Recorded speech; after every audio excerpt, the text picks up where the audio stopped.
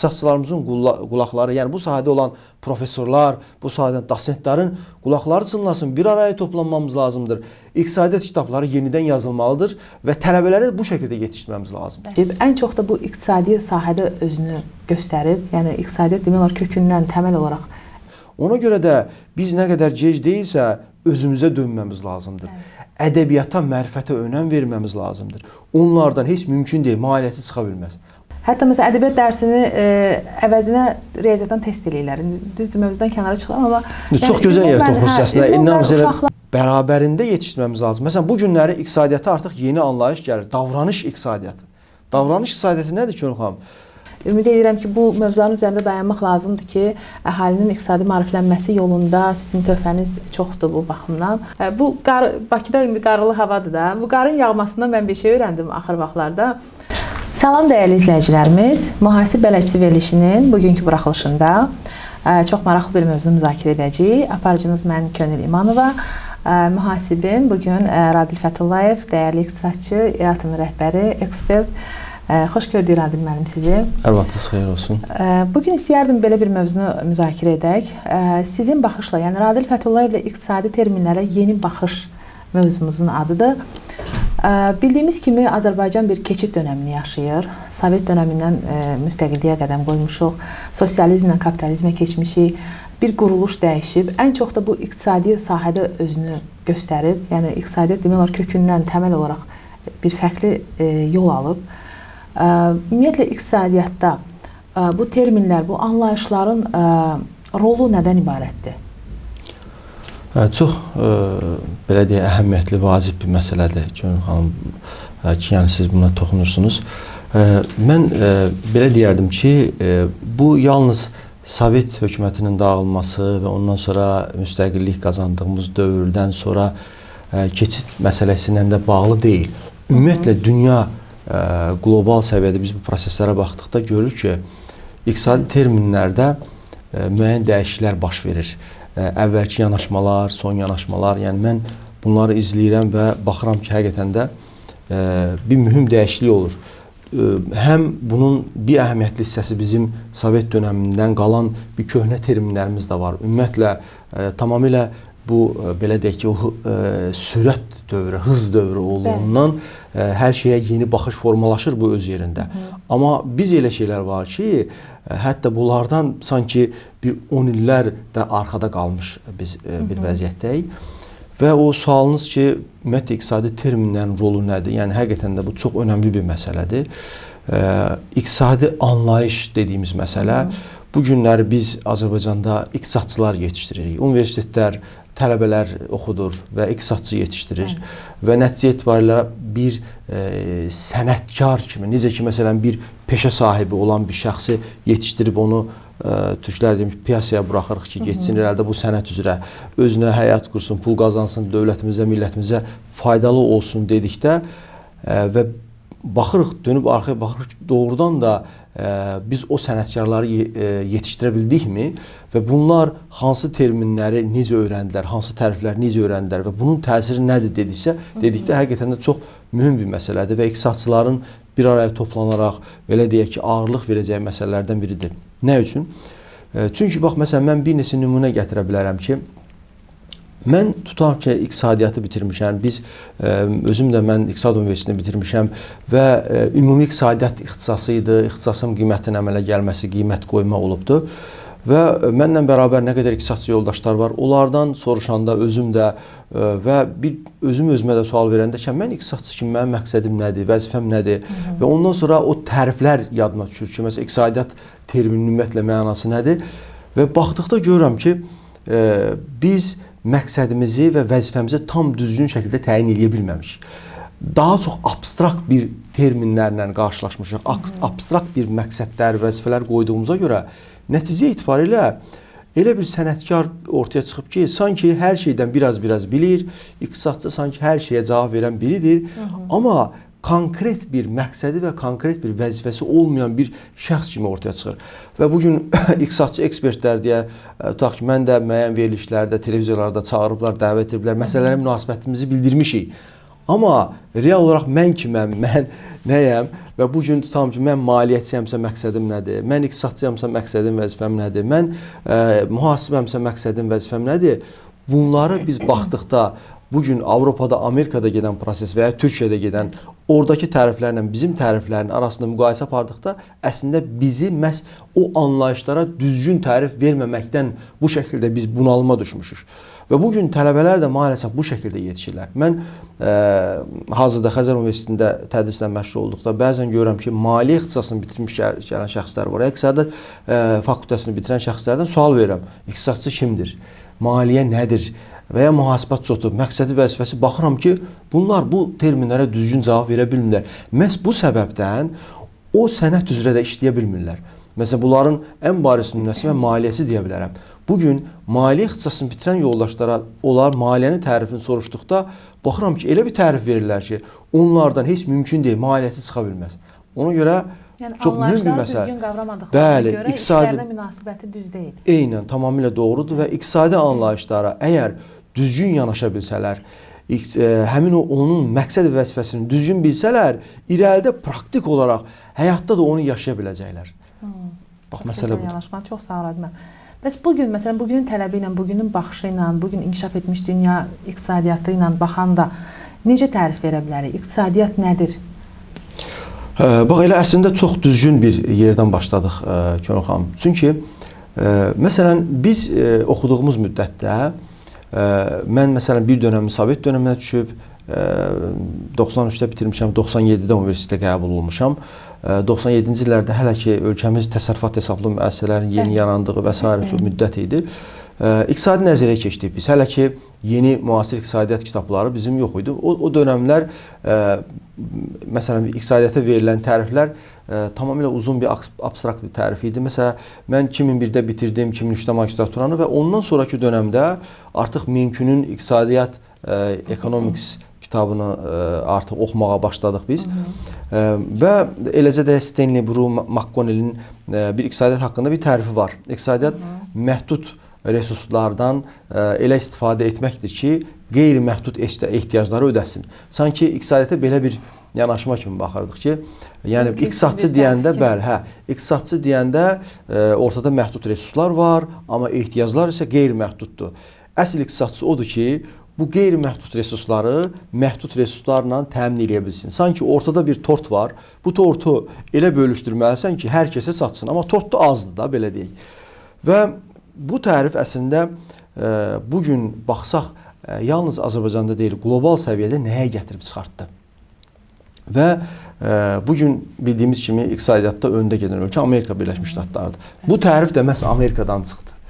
Və digər dövlətlərə, eləcə də Avropa və bizim kimi ölkələrdə inkişaf etməkdə ölkələrə bu şəkildə yayılır və biz tələbələrə bunu keçmiş uzun müddətdir. Amma maalesef burada bu dəyişim prosesi var. Dünya iqtisadçıları artıq eyni mi yanaşırlar, belə mi yanaşırlar? Biz baxdıqda görürük ki, elə deyil artıq. Çünki bu tərifin də gətirdiyi doğruluğu biz nələrə baxaq, belə deyək ki, proseslərə baxaq. Yəni, sadə bir məntiqdir. Əgər biz insanlara mı, iqtisadçılara mı, dövlətdə çalışan, belə deyək, məmurlara desək ki, insanlar, ortada məhdud resurslar var və biz bunu elə eləməliyik ki, hər kəsə çatsın, amma qeyri-məhdud ehtiyaclar varsa, o zaman nə etmək lazımdır? Dövlətlər bu məntiqlə əgər formalaşsa, bu məntiqlə düşünsə, demək ki, dünyada olan resurs üzərində müharibə getməlidir. Mənim düşüncəmə görə məhz bugünkü gündə baş verən müharibələri sürətləndirən, müharibə ocaqlarının yaranmasının səbəblərindən biri də məmurların da və bu sahədə olan iqtisadçıların da bu şəkildə düşünmələrindən dolayıdır. Biz hamımız bilirik ki, bəli, müharibələrin əsas səbəbi resurs üzərində mübarizədir, düzdürmü? Bugün mən gözümü açandan İraqda müharibə görmüşəm, Suriyada müharibə görmüşəm, bugün Ukraynada müharibə gedir və dünyanın çox yerində bu müharibələrin səbəblərindən biri nədir? Resurs azdır və bu resurs üzərində kim daha güclüdür, hegemondur, o resursları nə qədər də əldə edərsə, daha özünü, belə də gələcəyini təmin etmiş olar. Amma baxaq görək doğrudan da real belədirmi? Yəni, biz bu dünyaya həqiqətən də resurs bölmək üçün mü gəlmişik? Yəni, halbuki insan mənəvi bir varlıqdır. Hər şey maddi varlıqlardan, maddi resurslardan ibarət deyil. Qeyri-maddi resurslar insanın ruhunu qidalandıran ən vacib məsələlərdən biridir. Mən bunu dəfələrlə tələbələrimdə müqayisə vermişəm. Deyirəm ki, bax, insan evladı maddidən daha çox qeyri-maddi bir varlıq olduğunu mən sizə bir dəqiqənin içində sübut edə bilərəm. Deyirəm ki, tamam da siz tələbə olaraq deyirsiniz ki, ən yüksək maaş olan yerdə mən çalışacağam. 10.000 versinlər, 15.000 versinlər, aylıq gedim orada işləyim. Deyirəm, gəlin sizi bir işə götürə, bir yerdə 10.000 manat əmək haqqı verirlər, amma qapıdan içəri girdiyiniz zaman sizin başınıza qapaz vuraraq içəri dəvət edirlər. Hansınız biriniz orada işləyərsiniz? İnan, hamı gülür və deyir ki, əlbəttə ki, biz orada işləmərik. Çünki biz maddiyyat deyilik, biz maddi varlıq deyilik ki, biz onu edək. Bax, görürsün, həqiqətən də insanın mənəvi ehtiyacı maddi deyil, qeyri-maddi, daha ağır basır. Amma bugün biz hansı mərhələyə çatdıq? O iqtisadiyyat tərifi dediyimiz tərif gətirib bizi daha çox maddi resursların üzərində mübarizə aparan bir varlıq kimi ortaya çıxartdı. Halbuki insanın ehtiyacının daha çox hissəsi qeyri-maddidir. İnsan daha çox yardımlaşmadan, daha çox sevgidən, paylaşmadan ləzzət alır. Və bugün də artıq biz görürük ki, texnologiya inkişaf elədikcə hər şey maddiyə deyil, qeyri-maddi varlıqlardan daha çox enerji istehsal olmağa başlayır. Və məsələn, bugün günəş enerjisi dediyimiz, bugün maddidirmi?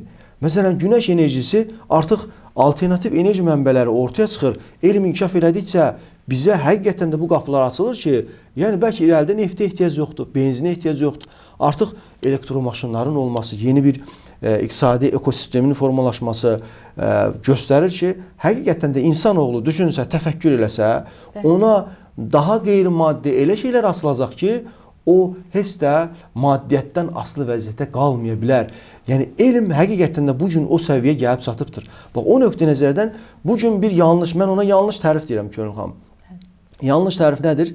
Məhdud resursları qeyri-məhdud ehtiyaclar arasında bölmək, bu çox absurd bir tərifdir. Və bugün məsələn, mənim düşüncəmə görə, təkcə mənim düşüncəm deyil, mən baxmışam, aparıcı ekspertlər var dünyada. Onlar artıq iqtisadiyyata necə yanaşırlar? İqtisadiyyat bir tasarruf etmə elmidir. Əgər biz iqtisadçıya bir sənətkar kimi baxdıqda, iqtisadçı odur ki, bir, qənaət edə bilən, iki, yeni dəyər yarada bilən, sahələri axtara bilən. Məsələn, əgər biz bugün tələbələrimizə öyrədə bilsək ki, sən bugün gedib iqtisadçı olacaqsansa, sən birinci qənaət etməyi bacarmalısan, iki, yəni resursları qənaət etmək. Bu günləri insanlıq mövcud olduqdan ta indiyə qədər hamı bilir ki, ailə həyatındadır. Dünyanın hər bir yerində insanın ən böyük problemləridir qənaət edə bilməmək. Halbuki bunu Allah bizə Quran-Kərimdə də buyurur. Bizə əmr edir və bizim fitratımızı yaradan bilir ki, insanoğlu israfçı ola bilər və insanoğlu xəsis ola bilər.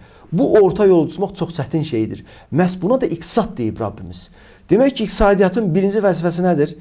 Resursları qənaət edə bilmək. Bu qənaət də yalnız belə deyək, qənaət edə bilmək deyəndə sadəcə sıxıb saxlamaq deyil. Buna türk dilində tasarruf edə bilməkdir. Yəni düzgün idarə edə bilmək, düzgün yönləndirə bilmək sənətidir iqtisadiyyat. Deməli, resursları qənaət edə bilmə sənəti və ikinci, bu günləri yaxşı savadlı iqtisadçılar, maliyyəçilər hara daha çox dəyər yarada bilər. Dəyər yarada bilən sahələri axtarıb ora yönləndirməkdir. Və məsələn, əgər biz maliyyəyə bir, həqiqətən də zaten maliyyə özü bir dəyərdir. Bu, belə deyək ki, maliyyənin özünü də, resursun özünü də, belə deyək, bir yerdə durmayan, hərəkət edən bir varlıq kimi təsəvvür edəsək, bu əlimizə gəlib hərəkət edən bir varlıq kimi təsəvvür edə bilsək, önümüzdə isə fərqli sahələr var. Hər kəs investisiya yatırmaqdan danışır. Hara investisiya yatıram ki, oradan daha çox mənə gəlir gəlsin. Həm qısa müddətli dönəmdə, həm uzun müddətli dönəmdə. Bilir ki, strateji dönəmdə sən pulu elə bir yerə yatıra bilərsən ki, 10 ildən sonra o sənə geri dönüş eləyə bilər. Və elə yerə yatıra bilərsən, qısa müddətli gətirə bilər, amma az gətirə bilər. Bugün dünya iqtisadiyyata baxdıqda, məsələn, strateji yanaşan belə deyək ki, ölkələr var. Məsələn, Yaponiya kimi ölkələr, Amerika kimi, bunlar baxırsan ki, daha strateji yatırımlar eləyir. Amma bizi kimi inkişaf etməkdə olan ölkələr həmişə qısa müddətli dönəmdə yatırım edir. Amma bugün gələk baxaq, təriflər elə deyilmi? Tələbələri elə yetişdirirmi? Amma tələbələri elə yetişdirmirik. Ona görə də bugün bizim ölkəmizin tələbələri əgər bitirib də iqtisadçı olmursa, günah bizlərdədir. Biz yenidən iqtisadi terminlərə və xüsusən iqtisadiyyatdan başlayaraq terminlərə elə yanaşmalıyıq ki, bizim universitet bitirən tələbələrimiz bu anlayışla yetişsinlər. Desinlər ki, mən gedib iqtisadçı olacamsa, deməli mən təsərrüf edə bilən adam olmalıyam, qənaəti bacara bilən adam olmalıyam və dəyər yarada bilən, yerləri tapa bilən adam olmalıyam. Və biz sənətkar kimi artıq o zaman yetişəcək.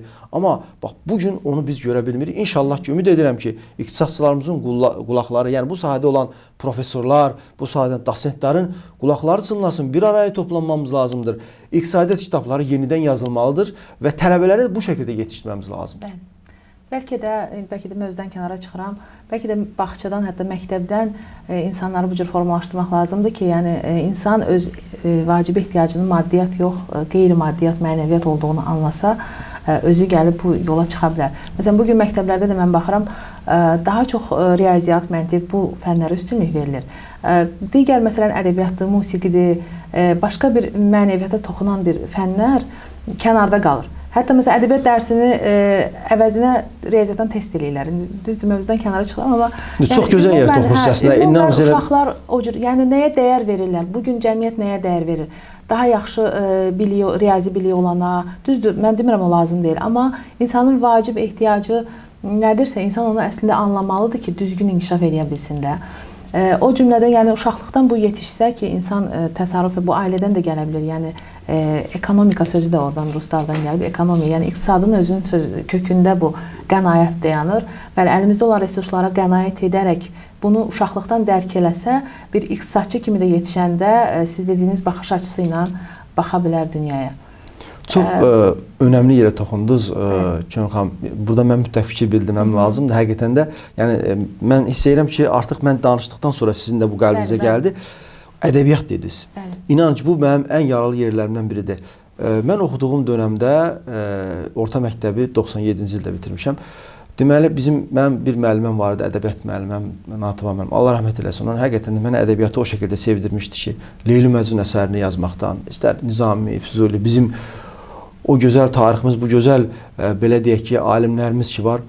Təəssüflər olsun ki, bu kapitalizmə keçdikdən sonra bu ədəb, ədəbiyyat, mərifət, bu məsələlərə çox az önəm verilməyə başladı. Kapitalizmin gətirdiyi problemlərindən biri insanların mənəvi ehtiyacını deyil, sadəcə insana maddi bir varlıq kimi baxdığına görə, insana çalışan bir makina kimi baxdığına görə və bu səbəb gətirib insanı belə deyək, çox qurulaşdırdı və insan xəyal edə bilməz hala gəlib çıxdı.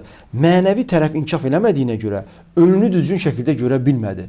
Və halbuki insanın bu tərəfi zəif olduğu zaman insan məsələlərə yeni baxışı və məsələlərdə yeni bir şeylər icad etmək, kəşf etmək, bu məsələ artıq belə deyək, yeni bu önəmli itirdi və belə alimlər yetişməməyə başladı. Halbuki biz baxırıq ki, dünyada öndə olan ölkələr xəyal qura bilən insanlardır.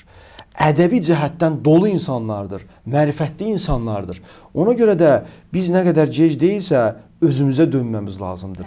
Ədəbiyyata, mərifətə önəm verməmiz lazımdır. Ki, yəni, siz demiş, ailədən, bağçadan bu başlayır. Ki, yəni, əgər bir alim yetişdirəcəksə, bu alimi ədəbiyyatla yetişdirməsək, mənəvi tərəfini doldurmasaq, sadəcə maddiyyətlə hara qədər getmək olur ki? Bugün inkişaf deyəndə sanki ancaq maddi inkişaf və texnologiyanın inkişafı başa düşülür. Amma mənəviyyatın inkişafından, insanlığın inkişafından danışan yoxdur. Bunu heç kəs özünə bir məqsəd kimi ya özünə bir dərd eləmir ki, bu yəni bu inkişaf, hər kəs deyir ki, Avropa kimi inkişaf eləyir, Amerika kimi inkişaf eləyir, amma öz dəyərlərimizi kənara qoymuşuq. İnkişaf etmək öz dəyərlərimizdən imtina etmək deyil. Bugün biz tarixə baxdığımızda görürük ki, dünyaya nam salan, ad salan məşhur iqtisadçılar olsun, istər Fərabisi, İbn Sina, bunlar hamısı mənəvi dolu insanlar oldu ki, bugün də iqtisadçılar ora istinad edirlər. Məsələn, məşhur Farabi, baxırsan ki, iqtisadiyyatın atası sayılan məşhur şəxslərdən biridir. Yəni, onun bir həyatına baxsaq, onun mənəviyyatına baxsaq nə görürük? Görürük ki, adam hər sahə üzrə öndədir. Hətta Farabinin məşhur bir hekayəsi var, onu belə deyək, saray alimləri dəvət edirlər, onu hər tərəfli sorğu-suala çəkirlər, hər şeydən sual verirlər, hətta musiqidən belə sual verirlər. Adamın musiqidən də hər şey bildiyini gördüyü zaman, o zaman deyirlər, bəlkə bir musiqi alətini ifan varmı? Adam musiqi alətini tütəkdə bir ifa edir ki, və bütün oradakılar hamısı yatır. Elə bir bu gün məsələn yoqanın və sair elədiyimiz belə deyək ki, meditasiyalar var. Onları belə önə keçmiş bir şəxsdir. Necə gəldi bu çatdı o səviyyəyə? Mənəviyyatla gəlib çatdı. Amma bu gün əfsuslar olsun ki, mənəviyyatı yox zənn edərək sadəcə maddiyyatla biz alimləri necə yetişdirə bilərik? Bu mümkün deyil. Ona görə də bərabərində yetişdirməmiz lazım. Məsələn, bu günləri iqtisadiyyata artıq yeni anlayış gəlir. Davranış iqtisadiyyatı. Davranış iqtisadiyyatı nədir ki, xanım? Davranış iqtisadiyyatına məcburuq buna gəlib çıxır. Bugün məşhur iqtisadçılar bundan danışır. Məsələn, iqtisadiyyat dediyimiz peşədə hər bölgənin, hər insanın mənəviyyatının təsiri də var. Sən eyni iqtisadi şərtləri Azərbaycana, Yapona və Amerikaya tətbiq edə bilməzsən. Eyni investisiyanı burada yatırsan, burada önəm verməz. Burada nəticə verməz. Ona görə artıq iqtisadçı dediyimiz dəyər axtaran, dəyər peşində olan bir adam təsəvvür edin, alim təsəvvür edin, gəlib eyni yanaşmanı, tutalım ki, Gürcüstanda etsə, eyni yanaşmanı gedib Afrikada etsə, eyni nəticələrə çatmaz. Niyə görə? Çünki artıq bugün o nəticəyə gəlinib ki, mənəviyyat təsir göstərir. Elə insanlar var ki, orada sən həmin pulu orada qazana bilməzsən. Çünki onların mənəvi durumu başqadır, onlar ona önəm vermirlər. Bəli. Bax, o baxımdan həqiqətən də çox önəmli bir yerə toxundunuz. Biz özümüzə dönməmiz lazımdır. Bəli. Biz dəyərlərimizə dönməmiz lazımdır.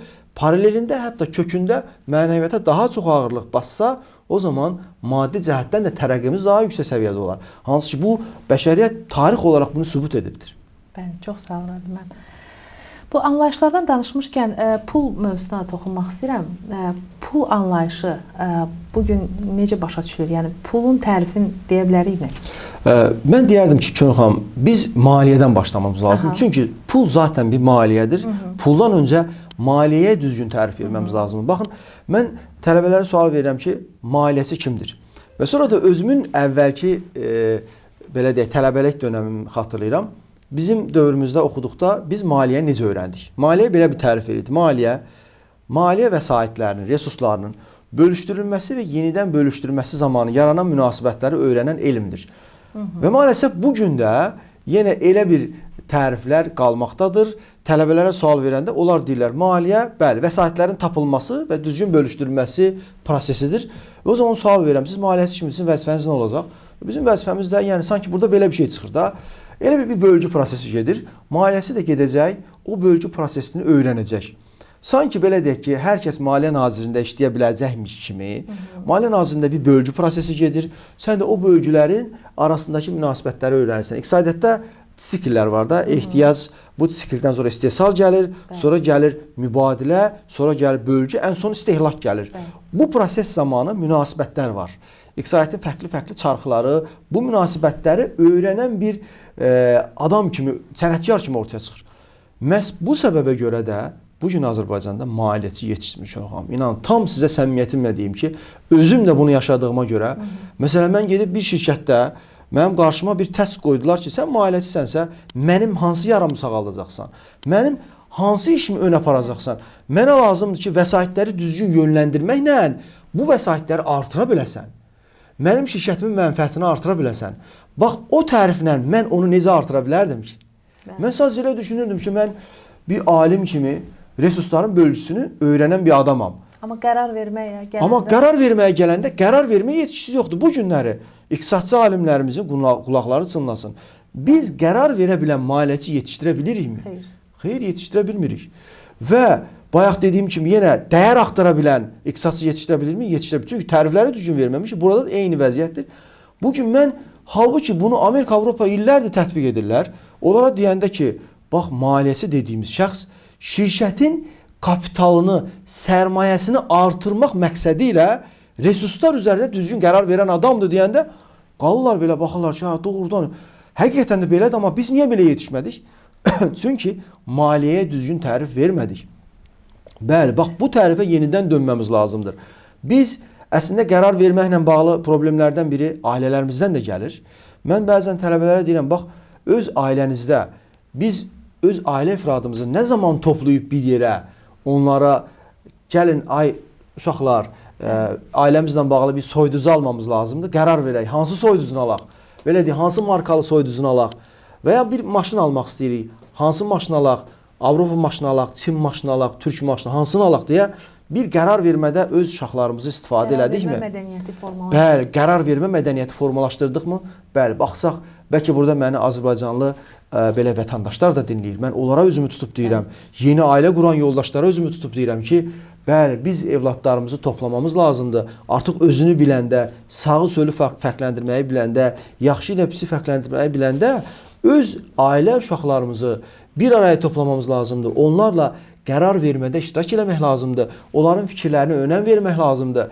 Ailədə bu məsələ ilə yetişən gəlib sabah müəlliminə də deyəcək, ay müəllim, mənə maliyyəçi kimi qərar verməyi öyrət. O da ya onu eləyəcək, ya da çıxıb gedəcək, yerinə həqiqətən də ora layiq olan gələcək çıxacaq. Və bu günlər təəssüflər olsun ki, müəllimlərimiz bax bu şəkildə belə dərs keçən müəllimlərimiz azdır. Və ona görə də bugün biz maliyyəçiləri ancaq xaricdən gətirə bilirik. Ancaq Türkiyədən, Avropada bu sahədə oxuyanları gətiririk ki, gəl bizi bu vəziyyətimizə dəstək elə. Bugün 750 mindən çox aktiv şirkət var ölkəmizdə. Amma hamısının problemlərindən biri nədir? İdarə etmə. Bugün bizim Azərbaycanda idarə edici, qərar verə bilən iqtisadçılar tapılmır. Bu günləri resursu götürüb də, bu məsuliyyəti götürüb, resursu düzgün yönləndirə bilmək, şirkətin mənfəətini artırmaqla bağlı inamlı və qərar verici iqtisadçılarımız, maliyyəçilərimiz azdır. Niyə? Tərifə düzgün yanaşmadığımıza görə. Bax, oradan başlayır. Ona görə də və indi gələk sizin dediyiniz pul məsələsinə. Bu günləri pula verdiyimiz tərif həqiqətən də bizi doğru yola aparırmı? Bugün bilirsiniz ki, elə bir dövrə gəlib çıxdıq ki, pul mahiyyət eyni qalıb. Sadəcə pul elə bir formalarda təzahür elədi. Bugün kriptovalutalar var, blockchain və digital para dediyimiz bir dönəmə gəlib çıxdıq. Bu günləri heç iqtisadiyyatdan anlayışı olmayan şəxslər gelib kriptovalutalara investisiya yatırırlar, yatırım edirlər. Və biz qohum əqrəbədə bunu görürük. Məndən soruşurlar, nədir kriptovaluta? Və bugün görək doğrudan da bir iqtisadçı kimi mən pula o tərifi düzgün verə bilirəmmi ki, həqiqətən də mən də o qohumuma, əqrəbama düzgün bir şəkildə yön verə bilim. Bax, problemlərdən biri də eyni dediyimiz pulun tərifidir. Bu günləri sual verirlər ki, məsələn, həqiqətən də dolların arxasında hər hansı bir, belə deyək ki, qızıl dayanırmı? Biz də bilirik ki, qızıl dayanmır. Bugünkü pulun arxasında sadəcə inan və etibar dayanır. Və bu günləri həqiqətən də pulun mahiyyətini biz bilsək ki, pul nədir?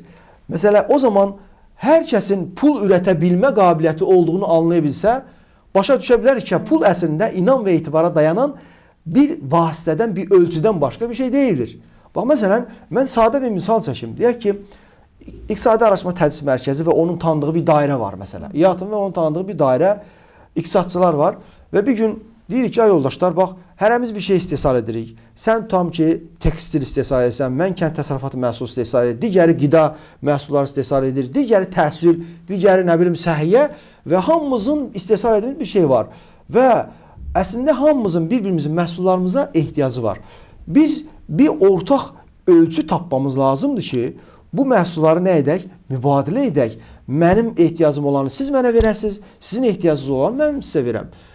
Bu ölçü vasitəsi olaraq mən bir kağız çıxarda bilərəm ki, bəli, bir kağızla gəlin, niyə çətinlik çəkirsiniz ki? Mən sizə tam şəkildə, belə deyək, inan verməyə çalışıram, etibar verməyə, əmin, güvən verirəm ki, bax, bugün İATMın buraxdığı bir kağız parçası olacaq ki, bu birliklərdən, onluqlardan, yüzlüklərdən ibarət olacaq. Yetər ki, siz inanın və bunu ölçü vasitəsi olaraq siz qəbul edin. Bu bir kağız da ola bilər. Bu bir sadəcə olaraq blockchain-in, aparatın buraxdığı elektron bir kod da ola bilər. Yetər ki, siz mənə inanasınız. Siz mənə inansanız və mən desəm ki, bəli, mən, ay yoldaşlar, artıq İATMın məhsulunu o kodla satıram və sizin ona meyliniz yaranacaq və siz onu əldə etmək üçün artıq bazarda onu axtaracaqsınız. Və bu yavaş-yavaş dəyər qazanacaq. Və bizim gördüyümüz kriptovalutalar qəpikdən başlayaraq hara doğru gəldi? Bu günləri 90 minin üzərindədir Bitcoin və ondan sonra gələnlərin arasında düzdür, ucuzları da var. Bax, məhz pulun mahiyyətini biz bildiyimiz zaman görürük ki, həqiqətən də pul sadəcə inan və etibardan ibarətdir. Qaydaq iqtisadi ədəbiyyatlara. Görək biz buna ayaqlaşırıqmı? Təəssüflər olsun ki, buna ayaqlaşmırıq. Biz iqtisadi ədəbiyyatlara baxırıq, pula verilən təriflərə baxırıq, o effekti vermədiyinə görə artıq onlar öz dəyərini itiriblər. yenilənməmiz lazımdır. Yenə üzümü tuturam iqtisadçı alimlərə, maliyyəçi alimlərə, dəyişməmiz lazımdır və köhnə terminlərdən çıxmamız lazımdır. Əks halda biz dövrdən geri qalacağıq, zamandan geri qalacağıq. Artıq belə deyək, öz evlatlarımız bizdən sanki 10 illərlə öndədirlər. Biz hələ köhnə təriflərlə dərs keçirik və 10 minlərlə tələbələrə bu tərifləri keçirik. Yəni kaş bu məsələdə həqiqətən də alimlərimiz toplaya bir araya. Bu elə-belə məsələ deyil. Yeniləməmiz lazımdır. Yəni biz baxdığımız zaman mənəvi alimlərimiz də nə deyir? Başda duran elmin, şəhərin qapısı olan Həzrət Əli Əfəndimiz bizə deyir ki, evlatlarınızı zamana uyğun tərbiyə edin. Yəni bunun çox tərəfi var. Alimlərinizi zamana uyğun şəkildə yetişdirməmiz lazım. Amma biz təəssüflər olsun ki, geri qalırıq yəni bunda. Bax bu dedi, bax maliyyə və pulun tərifi qısa bir izah verdim. Ümid edirəm ki, anlaşılır oldu. Çox maraqlı bir mövzulara toxundunuz Radil. Mən təşəkkür edirəm buna görə. Siz deyirsiniz, sizə bu suallar verilir, bizə də bu suallar verilir. Bir müəllim olaraq tələbələrdən çox sual gəlir bu pul mövzusunda, kriptovalyuta mövzusunda. Həqiqətən də əhalinin bu mövzuda maariflənməyə çox böyük ehtiyacı var. Və düşünürəm ki, iqtisadi terminlər hal-hazırda elədir ki, adi bir sıravi vətəndaş, iqtisadçı olmayan adam onu çox çətin başa düşür. Və ümumiyyətlə bir təsəvvürü olmur. Bu sahəyə çox belə yad bir sahə kimi baxır əhali. Yəni mən başa düşmərəm, mənlik deyil kimi hər kəsdə bir fikir var. Amma əhalinin bu sahədə maariflənməsinə, terminlərin asanlaşdırılmasına, hər kəsin başa düşəcəyi bir dildə, bu yəqin ki, iqtisadçıların üzərinə düşən bir vəzifədir ki, bunu necə təqdim edirlər əhaliyə. Ümumiyyətlə hər kəsin bu sahədə maariflənməsinə bir zərurət varmı, bir ehtiyac varmı? Varsa bunun əhəmiyyəti nədən ibarətdir? İqtisadiyyata təsiri necə ola bilər? Yəni hər kəsin iqtisadi maariflənməsinə. Çox, mən deyərdim, hətta çox mühüm məsələlərdən biridir. Bu gün artıq iqtisadi anlayışlarda davranış iqtisadiyyatı deyilən bir məsələyə gəlib çıxmışıq ki, o bayaq hansı ki əvvəlində biraz izah elədim. Bir toplumun, bir cəmiyyətin maliyyə savadlılığı nə qədər çox olarsa, o qədər onları idarə etmək, psixoloji cəhətdən onları o qədər düzgün yönləndirmək rahat olar. Və eyni zamanda da belə deyək ki, iqtisadi sistemlərdə bəzi psixoloji panikalar var, belə deyək. Bəzi psixoloji momentlər var ki, o momentləri ancaq iqtisadi anlayışları və maliyyə savadlılığı olan əhalilər atlada bilirlər. Məsələn, bu günləri biz Türkiyə örnəyini deyə bilərəm. Məsələn, Türkiyədə də bu artıq tendensiya davam edir və onlar finansal okul yazarlıq deyirlər. Millətin maliyyə savadlılığı artdığı zaman onların iqtisadiyyata yanaşmaları tamam fərqli olacaq. Məsələn, bir şey təsəvvür edin, bayaq pulun mahiyyətindən danışdıq. Mən hətta yat misalını çəkdim ki, tutam ki, biz bir pul istehsal edirik və hər kəsə inan və etibar yaradırıq. Məsələn, biriləri qayıdıb gəlir və bizə etibar qırıqlığı, güvən sarsıntısı yaratmaq istəsə ki, inanmayın Radil Fətullayevə, onun pulunun çox da dəyəri yoxdur desə və bizim dairəmizdə olan insanlar da buna inansalar, onların maliyyə savadlılığı az olsa nə olar? Həmən güvən qırıqlığı yaranır və başlayacaqlar başqa pul axtarmağa. Elə bir toplumu təsəvvür edin, pulun mahiyyətini bilmir və iqtisadi anlayışların mahiyyətini anlaya bilmirlər və o zaman daha çox xarici, belə deyək ki, buna xarici işbazlar deyə bilərik və yaxud da ki, iqtisadiyyatın içərisindəki şər qüvvələr deyək də, belə deyək. O şər qüvvələr ki, zaman-zaman, məsələn, bir iqtisadiyyat müəyyən bir, hər hansı bir ölkənin, inkişaf etməkdə olan ölkənin iqtisadiyyatda bir sarsıntılar, belə də bir zəlzələlər baş verdiyi zaman bu işbazlar çox mükəmməl şəkildə bundan istifadə edirlər.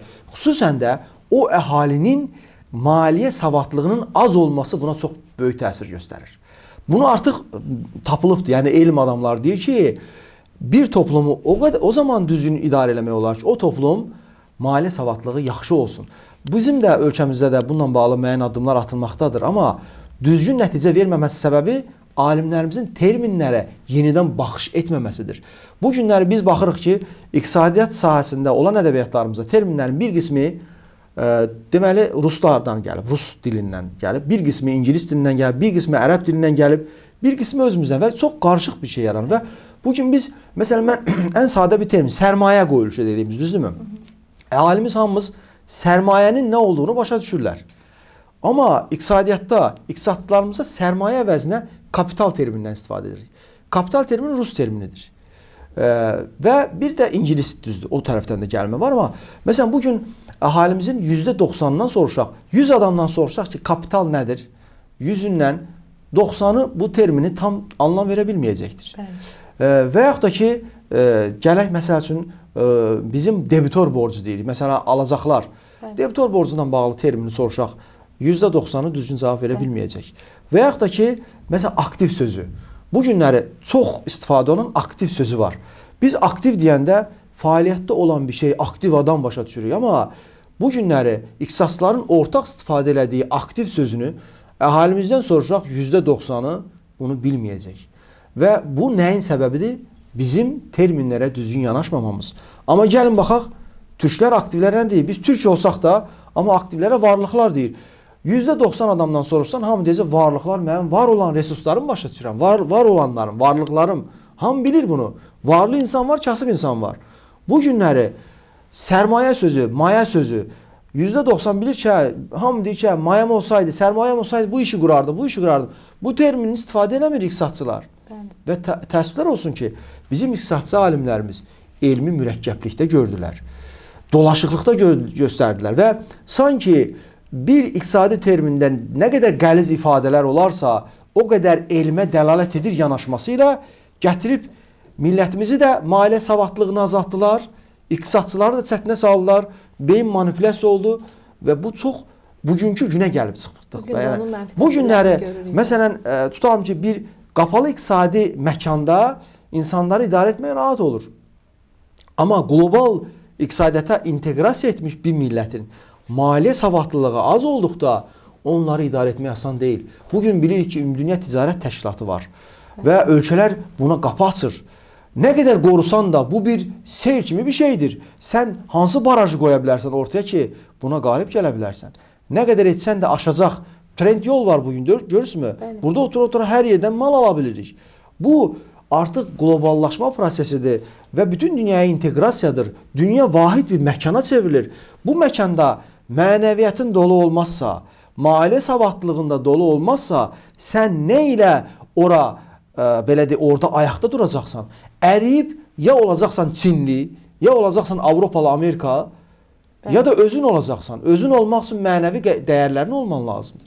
Bax, bugün bu haldayıq biz. Bunun üçün iqtisadi anlayışlara düzgün tərif verə bilməmiz lazımdır. Millətimizin anlaya biləcəyi dildə bir terminlər ortaya qoymamız lazımdır. Bunu etməsək, biz o zaman başqalar olacaq. Bu günləri məsələn bəzən deyirik ki, uşaq dünyaya gəlir, ana dilini yaxşı öyrənməsi lazım. Bəzən ana dilini qoyub, xarici dili ana dili kimi öyrədirik. Onların artıq düşüncəsi nə olacaq? Onların düşüncəsi, o artıq sənin evladın deyil. O evlad artıq ana dilini rus dilini öyrətsən, ingilis olsa və ya Çinli olsa, o sənin evladın deyil. O başqalarının evladlarıdır. Sən ona ana dilini, öz dilini öyrətmən lazımdır. Ona görə də öz dəyərlərindən qopan millət heç bir zaman özünə dönə bilməz. İqtisadiyyatı da qopuq olacaq. İqtisadi anlayışlara özünə uyğun çevriləcək. Başqa bir millətin və iqtisadiyyatın tərkib hissəsinə çevriləcək və özün olmayacaqsan. Ona görə çox mühüm bir məsələlərdir. Yəni çox sağ olun ki, bu sualı verdiniz. Terminlərə toxundunuz Radil müəllim. Bəs mühasibat, bizim əsas işimiz hal-hazırda mühasibatlıqla əlaqəli deyə soruşuram. Mühasibat terminində mühasibat anlayışı bugün necə tərif verək ona? Əvvəl necə idi, indi necə yanaşaq? Bəli, çox mühüm bir yerə gəlib çıxdı. Zaten sahəmiz də o olduğuna görə. Yəni əlbəttə ki, ümumiyyətlə terminlər bir sistemli bir şəkildə anlaşılmalıdır. Bir orqanizmin belə deyək ki, bir hissəsi kimi bizim iqtisadçı alimlərimizin problemlərindən biri də odur ki, iqtisadi anlayışlara hər iqtisadiyyat fənnində fərqli-fərqli yanaşdıqlarına görə bu da ciddi problem gətirib çıxarır. Yəni bəlkə kimsə dinləsə deyər ki, Radil müəllim, siz mühasibsiniz. Niyə, hansı cəsarətlə iqtisadi terminlərə yeni baxış tərzi qoyursa ortaya? Mən də onlara deyə bilərəm ki, yəni iqtisadiyyat, mən əgər iqtisadçıyamsa, mən məcburən iqtisadiyyatın bütün alanlarını, bütün sahələrini öyrənməm lazımdır. Necə ki, bir həkim bir anatomiya fənnini bilməsə, diş həkimi ola bilməz, can həkimi ola bilməz, cərrahı ola bilməz və s. Eynən bir mühasib də iqtisadiyyatın anatomiyası olan ümumi iqtisadiyyatı, iqtisadi nəzərini bilməzsə, ondan yaxşı mühasib çıxa bilməz. %100 bu şəkildədir. Buradan irəli gələrək mühasibat termini də mühasib yetişdirməyəcək səviyyədə bir termin idi. Yəni biz Sovet dövründə mühasibatlığa belə bir tərif verilir. Deyir ki, mühasibət çotu təsərrüfat vəsaitlərinin tərkibi və yerləşməsini öyrənən bir elmdir. Yəni sanki mühasib kimdir? Elə bir ki, mühasib uçot aparır, amma nə hardadır? Belə deyək də, filan aktivlərimiz, varlıqlarımız bu qədər binam var, bu qədər belə deyək ki, onun alt belə deyək ki, aktivlərim var, torpağım, tikilim, avadanlığım, pulum, investisiyalarım və s. Bunların sadəcə tərkibini öyrənir və bunları qeyd edir. Amma niyəsini ortaya qoyur. Niyə? Niyə mən bunu çotuna aparıram? Dediyim, bu gün iqtisadi anlayışların ən böyük problem tərəfi anlayışlara məqsəd və vəzifə nöqteyi nəzərdən yanaşmamaqdır. Hər terminə belə tərif versək ki, mühasibət çotunun məqsədi və vəzifəsi budur. Məsələn, bugün yeni tərif deyir ki, çotun məqsədi qərar qəbul edən şəxslərə dəstək göstərməkdir. Qərar qəbuluna dəstək. Bugün bizim içimizdə marketə, mağazaya gedəndə bir içimizdə mühasib çıxıb deyir ki, Radil, sən bunu yox, bunu al. Çünki sənin cibindəki pul buna imkan vermir. Və ya gələn ayda borcun var, onu deməlisən, bu daha bahalıdır, bunu yox, bunu al deyir. İçimdəki bir mühasib bunu mənə deyir. Qərar qəbuluna dəstək göstərir. Demək ki, mühasibin əsas məqsədi nədir? Qərar qəbuluna dəstəkdir. Bugün nə qədər mühasib bunu bilir? Mən illərin baş mühasibindən soruşuram, sənin məqsədin nədir? Bunu bilmir. Elə düşünür ki, vəzifəni hamı bilir. Bəli, vəzifəm çot aparmaqdır. Qeyd eləmək, tərkibi və yerləşmə hissəsi bu var, amma məqsəd yoxdur. Ona görə də yaxşı baş mühasib yetişə bilmir. Gələcəkdə o mühasibdən maliyyəçi yetişə bilmir. Çünki məqsədini bilmir. Dediyimiz kimi yeni tərif, mühasibət çotu, istifadəçilər dediyimiz daxili və kənar istifadəçilər, müəssisənin daxilində olan şəxslərdə, kənarında olan şəxslərdə hamının çot məlumatına, informasiyaya, hava, su kimi ehtiyacı var. Bunsuz düzgün qərar qəbul etmək mümkün deyildir. Ona görə də mühasib olan şəxs bilməsi lazımdır. Mənim məqsədim nədir?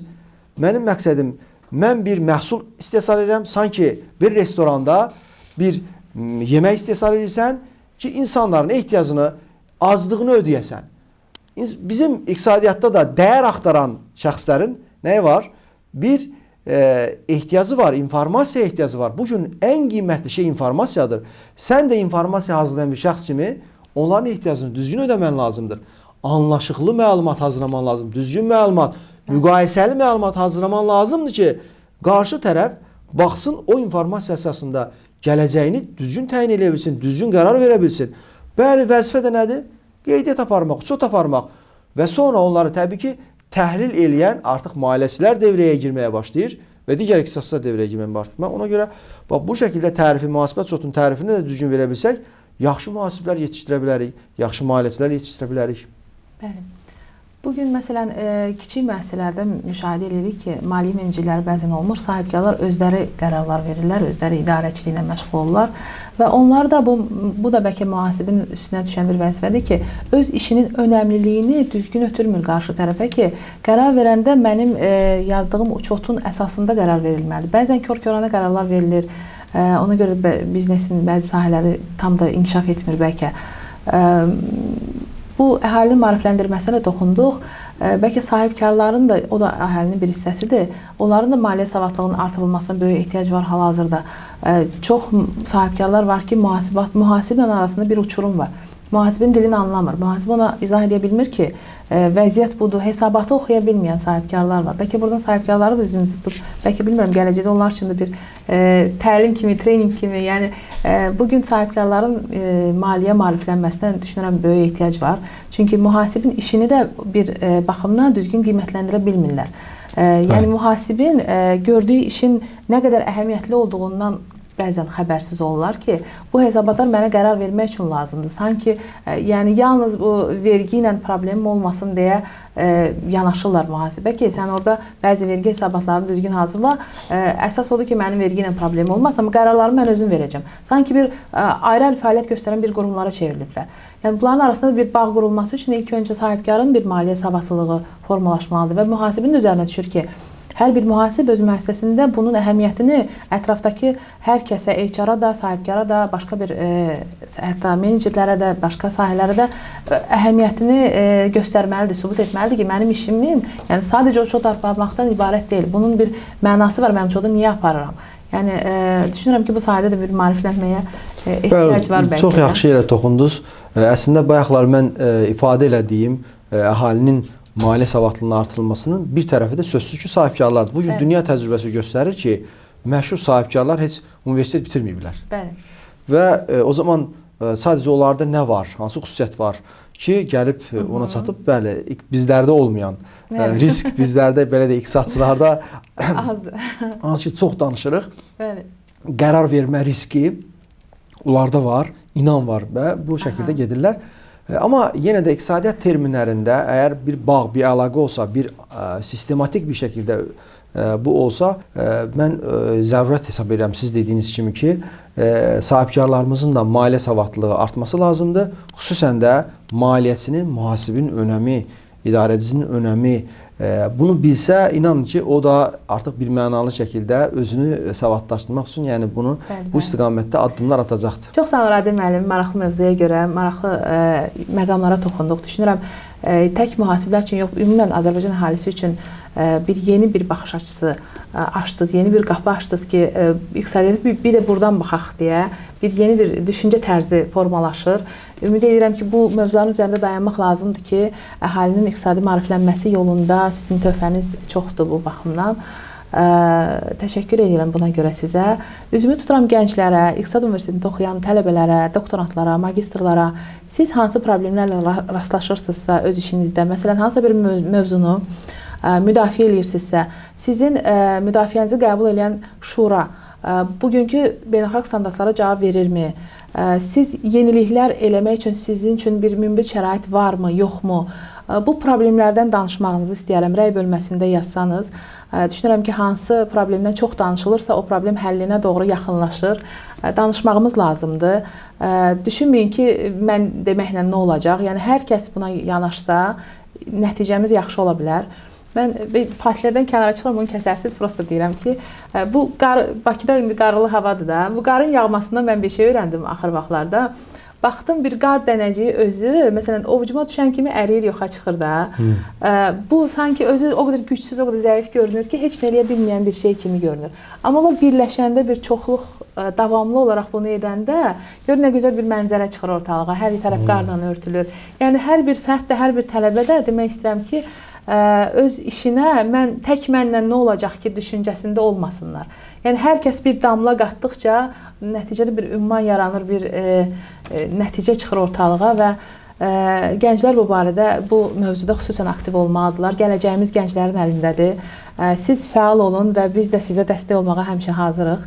Rəy bölməsində öz fikirlərinizi, öz problemlərinizi, nəyi necə görmək istəyirsinizsə iqtisadiyyatda öz düşüncələrinizi bizlə paylaşsaz sevinərik. Çox sağ olun, diqqətiniz üçün təşəkkür edirəm.